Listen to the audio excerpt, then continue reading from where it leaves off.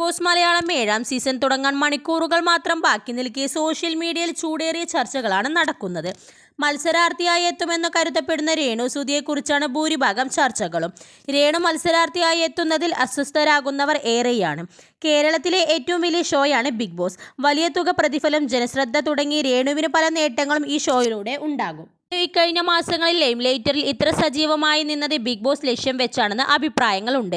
വലിയ ഹേറ്റേഴ്സ് ഉള്ളതിനാൽ പ്രതിച്ഛായ മോശമാകുമെന്ന ഭയമില്ലാതെ രേണുവിന് ബിഗ് ബോസിൽ മുന്നേറാം. അതേസമയം കഴിഞ്ഞ ദിവസം രേണു ഒരു വീഡിയോ സോഷ്യൽ മീഡിയയിൽ പങ്കുവച്ചു. താൻ ബിഗ് ബോസിൽ ഇതുവരെ പോയിട്ടില്ലെന്നാണ് വീഡിയോയിൽ രേണു പറഞ്ഞത്. ഞാൻ ബിഗ് ബോസിൽ പോയി ഫ്ലൈറ്റ് കയറി ബിഗ് ബോസിൽ നിന്നും പിരിച്ചുവിട്ടു എന്നൊക്കെയാണ് വ്ളോഗ് കണ്ടത്. ഞാൻ ഇപ്പോഴും ഈ വീട്ടിൽ ഇരിക്കുകയാണ്. ഞാനെങ്ങനെ കയറിപ്പോകാനാണ്? കുറെ കണ്ടു ഞാൻ. സുധിച്ചേട്ടൻ്റെ വലിയ ആഗ്രഹമായിരുന്നു ബിഗ് ബോസ്. ഞാൻ പോയിട്ടില്ല. വിളിച്ചാൽ പോകും. ഞാനിപ്പോഴും എൻ്റെ വീട്ടിൽ തന്നെയുണ്ട് എന്നാണ് രേണു സുധി പറയുന്നത്. എന്നാൽ രേണു കള്ളം പറയുന്നതാണെന്നാണ് സോഷ്യൽ മീഡിയയിൽ ഉയരുന്ന വാദം. രേണുവിൻ്റെ നാടകം മാത്രമാണിതെന്ന് ഇവർ വാദിക്കുന്നു. രേണു ബിഗ് ബോസിൽ മത്സരാർത്ഥിയായെന്ന് വർഷങ്ങളായി ബിഗ് ബോസ് വിവരങ്ങൾ പങ്കുവയ്ക്കുന്ന റിവ്യൂവേഴ്സ് ഉറപ്പിച്ചു പറയുന്നുണ്ട്. എന്നാൽ രേണു ഇത് സംബന്ധിച്ച് അവസാന നിമിഷം വരെയും പുകമറ സൃഷ്ടിക്കുന്നു. രേണുവിൻ്റെ PR ടീമായിരിക്കാം സോഷ്യൽ മീഡിയ ഹൈപ്പിന് വേണ്ടി ഇങ്ങനെ ഒരു വീഡിയോ പങ്കുവെച്ചതെന്ന് വാദമുണ്ട്. ഈ വീഡിയോയ്ക്ക് ശേഷം രേണു സോഷ്യൽ മീഡിയയിൽ പോസ്റ്റുകളൊന്നും പങ്കുവച്ചിട്ടില്ല.